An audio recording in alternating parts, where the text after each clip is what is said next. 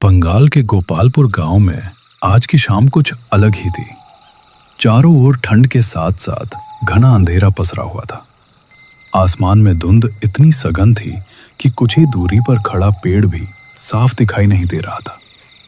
गांव की चौपाल पर रामदीन काका के साथ दो और ग्रामीण बैठे थे, हरिप्रसाद और निरंजन। चौपाल के बीच जल रही आग से हल्की हल्की चिंगारियां उठ रही थीं, पर उसकी गर्माहट भी ठंड को पूरी तरह दूर नहीं कर पा रही थी। रामदीन काका अपनी पुरानी शॉल को कंधों पर और कसते हुए बोले, ऐसी शाम मैंने पहले भी देखी है। जब हवा इस तरह चुप हो जाती है तो समझ लेना चाहिए कि रात शांत नहीं रहने वाली।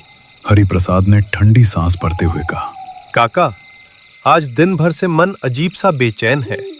खेत से लौटते समय लगा जैसे कोई पीछे पीछे चल रहा हो।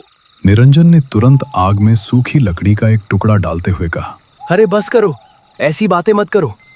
वैसे ही आज अंधेरा कुछ ज्यादा ही भारी लग रहा है। रामदीन काका ने दोनों की ओर गहरी नजर से देखा और धीमी आवाज में बोले, गोपालपुर की मिट्टी चुप नहीं रहती। जब पुरानी कहानियां जागती हैं तो रात अपना असली रूप जरूर दिखाती है। हरिप्रसाद ने कहा, अरे काका, क्या आपने कभी भूत देखा है? काका ने गहरी सांस लेते हुए कहा, अरे हाँ, मेरी पत्नी की तबीयत बहुत ज्यादा बिगड़ गई थी। गांव के वैद्य ने कहा कि अगर उसे बचाना है तो जंगल से संजीवनी जड़ी बूटी लानी पड़ेगी। मजबूरी में मैं अकेला ही जंगल की ओर निकल पड़ा। जिस तरह से मैं वहां से लौट कर आया हूं वो तुम लोग सुन भी नहीं पाओगे। निरंजन ने उत्सुकता और डर से भरी आवाज में कहा, काका, पूरी बात बताइए ना, असल में वहां क्या हुआ था? ठीक है तो सुनो। ये लगभग 60 साल पुरानी बात है। विष्णुपुर एक छोटा सा गांव था जहां लोग मिलजुल कर रहा करते थे। गांव के बाहर कच्चे रास्ते के किनारे गोविंद की एक छोटी सी झोपड़ी थी। उसी झोपड़ी में गोविंद, उसकी पत्नी और उसकी नन्ही सी बेटी रहते थे। एक शाम अचानक गोविंद की पत्नी की तबीयत बिगड़ने लगी। कभी तेज बुखार, कभी सांस फूलना। उसका शरीर जैसे जवाब दे रहा हो। गोविंद घबरा गया। उसने मन ही मन कहा, हे भगवान, अब मैं क्या करूं? न पास में कोई अस्पताल है, न कोई वैद्य। बेचैनी में वह सीधे मोहन काका के घर की ओर दौड़ा। दरवाजा जोर जोर से खटखटाया। दरवाजा खुलते ही मोहन काका बोले, अरे गोविंद, इतना परेशान क्यों है? सब ठीक तो है? गोविंद की आवाज कांप रही थी। काका, मेरी बीवी की हालत बहुत खराब है। आप एक बार मेरे साथ चलिए। मोहन काका बिना देर किए उसके साथ चल पड़े। झोपड़ी में पहुंचते ही उन्होंने दिए की रोशनी में गोविंद की पत्नी को देखा। उसकी सांसें उखड़ी हुई थीं, चेहरा पीला पड़ चुका था। कुछ पल चुप रहने के बाद मोहन काका गंभीर स्वर में बोले, गोविंद, अब तुझे जंगल जाना होगा। गोविंद चौंक गया। जंगल? हाँ, वहां एक संजीवनी जड़ी बूटी है, वही इसे बचा सकती है। लेकिन ध्यान रखना, आज अमावस की रात है। इस रात उस जंगल में भूत प्रेतों का निकलना आम बात है। काका ने उसकी आंखों में देखते हुए आखिरी चेतावनी दी। अगर तुझे लगे कि कोई तेरे पीछे चल रहा है या कोई तेरे अपने की आवाज में तुझे बुला रहा है तो भूल कर भी पीछे मत मुड़ना। अगर मुड़ गया तो समझ लेना तू उसी जंगल में फंस जाएगा और फिर कभी बाहर नहीं निकल पाएगा। जब गोविंद जंगल की ओर निकलने लगा तभी पीछे से उसकी बेटी की मासूम आवाज आई, पापा, मुझे भी तुम्हारे साथ जाना है। गोविंद ठिठक गया। उसने मुड़कर अपनी बेटी को देखा। उसकी आंखों में डर भी था और भरोसा भी। गोविंद घुटनों के बल बैठ गया। उसके सिर पर हाथ फेरते हुए बोला, देख बेटा, अगर तू मेरे साथ चली जाएगी तो तेरी माँ का ध्यान कौन रखेगा? तू यहीं रुक जा, मैं बस 1 घंटे में लौट आऊंगा। गोविंद ने मोहन काका की ओर देखा।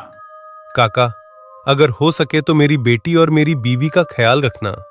तू चिंता मत कर गोविंद, जितनी जल्दी हो सके लौट आना। इतना कहकर गोविंद घर से निकल पड़ा। वो सिर्फ एक आदमी नहीं था, वो उस वक्त एक पिता और एक पति था जो अपने परिवार के लिए अपनी जान को दांव पर लगाने जा रहा था। जैसे ही उसने जंगल की सीमा में कदम रखा, एक अजीब सी सन्नाटा उसे निकल गया। चारों ओर घना अंधेरा छाया हुआ था। चांद अमावस की वजह से कहीं दिखाई नहीं दे रहा था। ठंडी हवा ऐसी चल रही थी कि उसकी हड्डियां कांपने लगी। हर सांस के साथ धुएं सी भाप निकल रही थी। सूखे पत्तों पर उसके कदमों की आवाज उसे ही अजनबी लग रही थी। कुछ दूर चलने के बाद रास्ते में गोविंद को एक बुजुर्ग औरत दिखाई दी। उसके बाल बिखरे हुए थे, चेहरे पर अजीब सी कठोरता थी। उसने गोविंद को रोक लिया और भारी आवाज में बोली, बेटा, इतनी रात को जंगल में अकेले कहाँ जा रहे हो? गोविंद थोड़ा चौंका, फिर बोला, अम्मा, मेरी पत्नी बहुत बीमार है, मुझे संजीवनी बूटी चाहिए। अरे बेटा, तुझे पता नहीं आज अमावस की रात है। इस रात जंगल में संजीवनी लेने जाना मतलब मौत को बुलाना। तुझे अपनी जान की जरा भी फिक्र नहीं। अम्मा, आप ऐसी बातें क्यों कर रही हैं? मेरी बीवी की हालत बहुत खराब है। बेटा, जिस जंगल में तू जा रहा है वहाँ पिशाच, चुड़ैल और छलावा का बसेरा है। तू जंगल में तो चला जाएगा, पर वापस आएगा या नहीं कोई नहीं जानता। मेरी बात मान, अभी घर लौट जा। सुबह उजाले में संजीवनी लेने जाना। नहीं माँ, मुझे अभी ही जाना होगा। मेरी बीवी शायद सुबह तक जिंदा ना रहे। ठीक है बेटा, तो एक बात याद रखना, अगर रास्ते में तुझे कोई दिखे या पीछे से कोई पुकारे तो रुकना मत, पीछे मुड़ना मत। फिर उसने गोविंद के कान के पास झुककर एक मंत्र बताया। अगर कोई बड़ी मुसीबत आए तो इस मंत्र का जाप करना, ये तुझे बचाएगा। गोविंद ने हाथ जोड़कर उसका धन्यवाद किया और आगे बढ़ गया। जैसे जैसे वो जंगल की गहराई में जा रहा था, वैसे वैसे पीछे से अजीब अजीब आवाजें आने लगी। कभी हंसी, कभी रोने की आवाज, कभी पत्तों के कुचले जाने की। कुछ देर बाद उसे साफ महसूस हुआ कोई उसका पीछा कर रहा है। गोविंद रुक गया, दिल जोर जोर से धड़कने लगा। मन ने कहा, मुझे किसी भी हालत में पीछे नहीं मुड़ना, ये सब भ्रम जाल है। तभी अचानक एक आवाज आई। गोविंद। उसकी सांस अटक गई। वो आगे ही देखता रहा। तभी उसने देखा उसके सामने एक औरत खड़ी थी, साफ कपड़े, शांत चेहरा। गोविंद ने कांपती आवाज में पूछा, आप यहाँ इतनी रात को? मैं भी संजीवनी बूटी लेने आई थी, लेकिन रास्ता भटक गई हूँ। आप कहाँ जा रहे हैं? मैं भी संजीवनी लेने जा रहा हूँ। मेरी बीवी बहुत बीमार है। औरत मुस्कुराई। अरे वाह, तो अच्छा हुआ एक साथी मिल गया। चलो साथ चलते हैं। गोविंद का मन अजीब तरह से सिकुड़ गया। फिर भी उसने खुद को समझाया और बोला, ठीक है, चलिए। करीब 10 मिनट साथ चलने के बाद गोविंद ने पूछा, आप कहाँ रहती हैं? और इतनी रात को अकेले जंगल में क्यों आ गई? किसी के साथ नहीं आई? अभी उसकी बात पूरी भी नहीं हुई थी कि पीछे से एक भयानक आवाज गूंज उठी। गोविंद डर के मारे वहीं जम गया। पीछे से आवाज आई, वहीं रुक जा, आगे मेरे बच्चे खेल रहे हैं। अगर उन्हें कुछ हुआ तो मैं तेरा जान ले लूंगा। गोविंद के कंधे पर अचानक उस औरत का हाथ पड़ा। हाथ नहीं, जैसे किसी मुर्दा चीज की पकड़ हो। लंबे लंबे नाखून, स्याह उंगलियां और बर्फ सी ठंडक। गोविंद जोर से चीख पड़ा। उसी पल उसे उस बुजुर्ग मां की बात याद आ गई। डर के मारे उसका शरीर कांप रहा था। फिर भी उसने आंखें बंद की और पूरी ताकत से मंत्र पढ़ने लगा। ओम नमः शिवाय।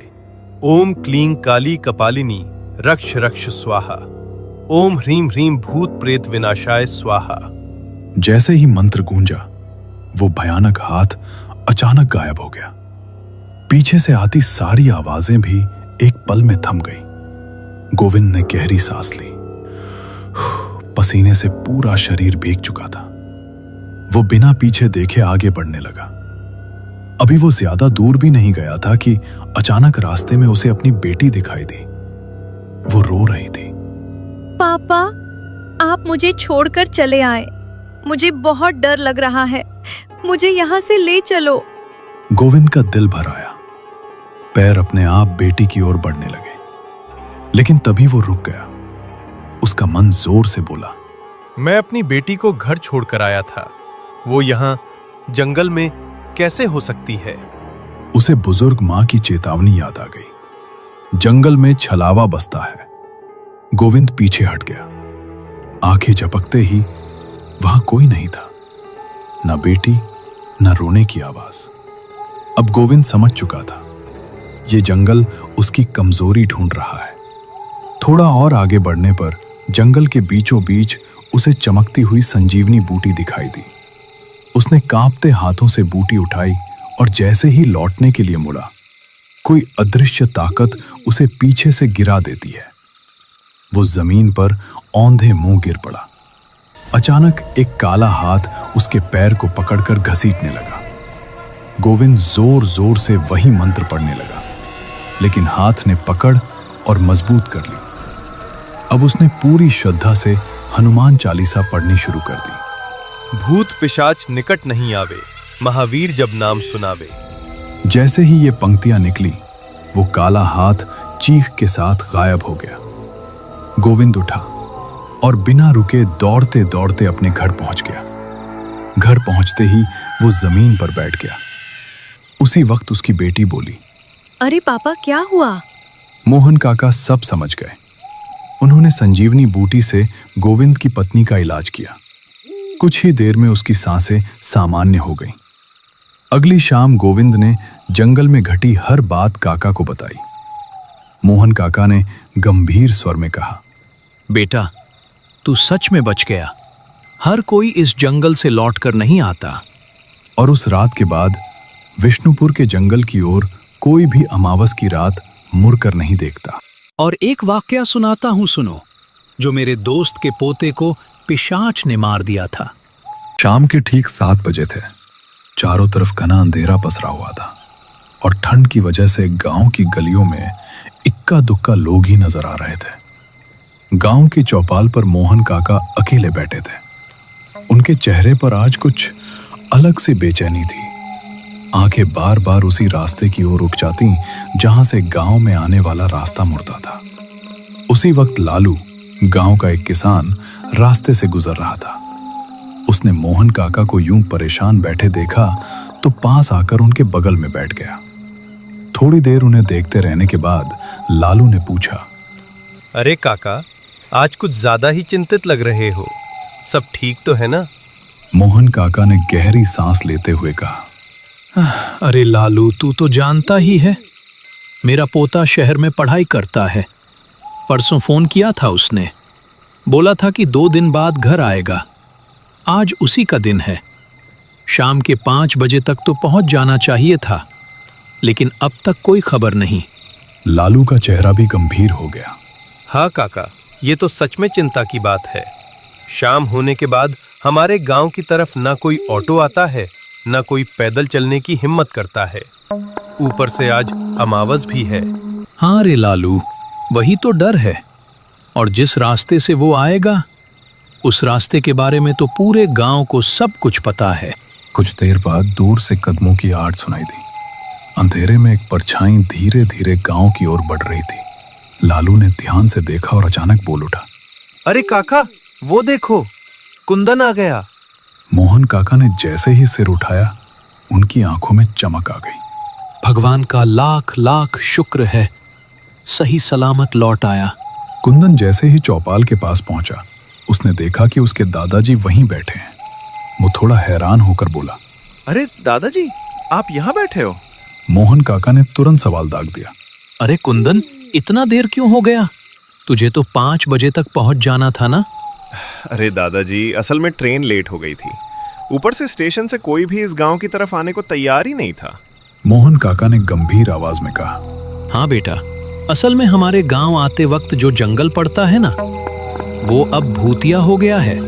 यह सुनते ही कुंदन हंस पड़ा। अरे दादाजी, 2026 चल रहा है और आप लोग अब भी भूत प्रेत पर विश्वास करते हो?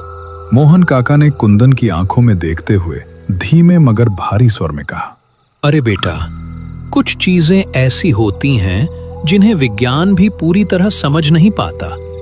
और तू तो पढ़ा लिखा है, तुझे पता होगा कि ऊर्जा को न तो खत्म किया जा सकता है नहीं बनाया जा सकता है। कुंदन थोड़ी देर चुप रहा, फिर बोला, ये बात तो सच है दादाजी, लेकिन हुआ क्या है? आप मुझे भी पूरी बात बताओ। चौपाल पर बैठे तीनों लोग खामोश हो गए। दूर जंगल की तरफ से ठंडी हवा के साथ जैसे कोई अनसुनी कहानी चलकर उनकी ओर आ रही हो। मोहन काका ने गहरी सांस ली, ऐसी सांस जैसे सीने के अंदर कोई पुराना जख्म फिर से खुल गया हो। उन्होंने चारों तरफ देखा, चौपाल, और फिर उनकी नजर जंगल की तरफ टिक गई। आवाज भारी हो गई थी। सुन बेटा, काका बोले, ये बात आज से नहीं, कई साल पुरानी है। प्रिया, गांव की एक सीधी सादी लड़की, आंखों में सपने थे लेकिन हैसियत नहीं। वो मुखिया के बेटे से प्यार कर बैठी थी। प्यार ऐसा जिसमें डर नहीं होता, बस भरोसा होता है। लेकिन जब प्रिया गर्भवती हो गई तो वही प्यार सबसे बड़ा अपराध बन गया। प्रिया ने हिम्मत करके मुखिया के घर जाकर कहा, आपके बेटे से मेरी शादी करवा दीजिए। लेकिन जवाब में उसे लात मारकर बाहर निकाल दिया गया। दिन बीतते गए, प्रिया का पेट उभरने लगा। उसके अपने माँ बाप, जो कभी उसके सिर पर हाथ रखते थे, अब रोज जहर घोलने लगे। काश तुझे पैदा ही न किया होता, हमने कौन सा पाप कर दिया था। हर शब्द उसके दिल में कील बनकर धंसता चला गया। फिर गांव को पता चला, और गांव कभी माफ नहीं करता। लोग हंसने लगे, कोई इशारे करता, कोई फप्तियां कसता। जब प्रिया कुएं पर जाती तो हंसी पीछा करती, जब रास्ते से गुजरती तो नजरें चीरने लगती। एक दिन प्रिया रोती हुई फिर मुखिया के पास गई, लेकिन इस बार भी दरवाजा नहीं खुला। खुली तो बस क्रूरता। एक रात प्रिया सब कुछ सह नहीं पाई। अकेली, टूटी हुई और बिल्कुल खामोश, उसने आत्महत्या कर ली। लेकिन बेटा, कहानी यहीं खत्म नहीं हुई। गांव वालों ने उसकी लाश को भी इज्जत नहीं दी। अंधेरी रात में उसे जंगल की तरफ ले जाया गया। वहां चुपचाप एक गड्ढा खोदा गया और प्रिया को मिट्टी में गाड़ दिया गया। न कोई रोया, न किसी ने भगवान को याद किया। तभी से बेटा, उस जंगल से रात में जो भी जवान लड़का गुजरता है, या तो गायब हो जाता है या फिर मौत का मुंह देखकर लौटता है। हवा अचानक ठंडी हो गई। जंगल से पत्तों के हिलने की आवाज आई। मोहन काका ने आखिरी बात कही। प्रिया ने खुद जान ली थी, लेकिन उसकी रूह आज भी वहीं भटकती है। और अमावस की रात, वो रास्ता अब सिर्फ रास्ता नहीं रहा। तीनों की नजरें एक साथ अंधेरे जंगल की तरफ उठ गईं, और उस पल ऐसा लगा जैसे अंधेरा उनकी तरफ मुस्कुरा रहा हो। मोहन काका ने उठते हुए कहा, चल बेटा, बहुत रात हो गई है, घर चलते हैं। कुंदन चुपचाप उनके पीछे पीछे चल पड़ा। घर पहुंचकर उसने खाना खाया, लेकिन मन खाना नहीं खा रहा था। वो बिस्तर पर लेटकर सोने की कोशिश कर रहा था, मगर आंखें बंद करते ही जंगल, प्रिया और अमावस की बातें दिमाग में घूमने लगती। तभी मोबाइल की आवाज ने खामोशी चीर दी। कुंदन बड़बड़ाया, इतनी रात को कौन फोन कर रहा है? उसने कॉल रिसीव की। दूसरी तरफ से घबराई हुई आवाज आई, अरे भाई सुन, तू जितनी जल्दी हो सके यहाँ आ जा, तेरी गर्लफ्रेंड का एक्सीडेंट हो गया है। ये सुनते ही कुंदन के पैरों तले जैसे जमीन खिसक गई। मोबाइल हाथ में ही रह गया। सांस अटक गई। दिल जोर जोर से धड़कने लगा। धीरे से उसने इधर उधर देखा। घर में सब सो रहे थे। दादाजी गहरी नींद में थे। कुंदन ने खुद से फुसफुसाकर कहा, अगर अभी दादाजी को उठाया तो वो मुझे जाने नहीं देंगे, और मैं उन्हें ये भी नहीं बता सकता कि मेरी गर्लफ्रेंड के साथ क्या हुआ है। कुछ पल सोचा, फिर फैसला कर लिया, मैं चुपचाप निकल जाता हूँ, कोई ट्रेन पकड़ लूंगा, सुबह सब ठीक हो जाएगा, तब दादाजी को बता दूंगा। वो बहुत धीरे धीरे उठा, ऐसे जैसे जमीन भी उसकी आहट सुन लेगी तो कुछ अनहोनी हो जाएगी। घर का दरवाजा चरमराया। कुंदन एक पल के लिए रुक गया। दिल मुंह को आ गया। फिर वो अंधेरी रात में बाहर निकल गया। उसे क्या पता था, जिस रास्ते पर वो चल पड़ा है वो रास्ता सीधा जंगल की तरफ जाता है, और आज अमावस की रात है। कुंदन धीरे धीरे जंगल के रास्ते पर आगे बढ़ने लगा। जैसे जैसे उसके कदम बढ़ रहे थे वैसे वैसे हवा की सीटी जैसी आवाज तेज होती जा रही थी। कहीं दूर से उल्लू की आवाज गूंज रही थी, ऐसी आवाज जैसे कोई चेतावनी दे रहा हो। वो भी कुछ ही कदम चला था कि आगे उसे एक परछाई नजर आई। कुंदन ठिठक गया। मन में आया, इतनी रात को यहां कौन हो सकता है। डरते डरते वो परछाई के पास पहुंचा और अचानक उसका दिल जोर से धड़क उठा। उसके सामने दादाजी खड़े थे। कुंदन ने मन ही मन कहा, मर गया, अब तो दादाजी बहुत डांटेंगे। दादाजी की आवाज गुस्से से भरी हुई थी। तुझे मना किया था ना, फिर क्यों जंगल में आ गया? उन्होंने उंगली से रास्ता दिखाते हुए कहा, चला जा यहां से और पीछे मुड़कर मत देखना। कुंदन कुछ बोल नहीं पाया। मजबूरी में उसने कदम वापस गांव की ओर मोड़ लिए। 2-4 कदम ही चला होगा कि अचानक वो रुक गया। उसके दिमाग में एक बात बिजली की तरह कौंधी।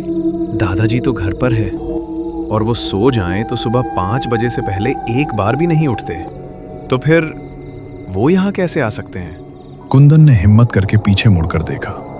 वहां कोई नहीं था, न दादाजी न कोई परछाई। अब कुंदन को सचमुच डर लगने लगा। उसने 2 कदम पीछे हटे। दिल जोर जोर से धड़क रहा था, लेकिन तभी उसे याद आया, मुझे जाना ही होगा, रीमा अस्पताल में होगी। उसने खुद को संभाला और फिर से आगे बढ़ने लगा।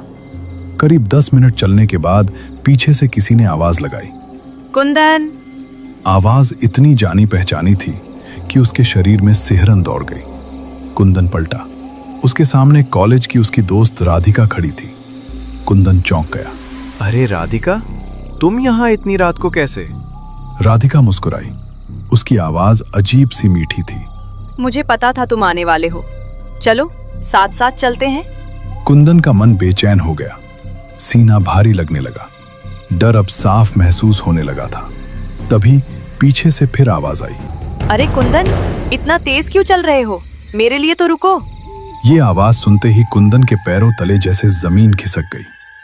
उसने झट से पीछे देखा और उसकी चीख गले में ही अटक गई। वहां राधिका नहीं थी। उसकी जगह टेढ़ी मेढ़ी मुस्कान के साथ एक छलावा खड़ा था। आंखें जलती हुई, चेहरा धुंधला और आवाज बिल्कुल इंसान जैसी। जंगल की हवा अचानक थम गई। अब कुंदन समझ चुका था, आज रात वो जंगल उसे जाने नहीं देने वाला।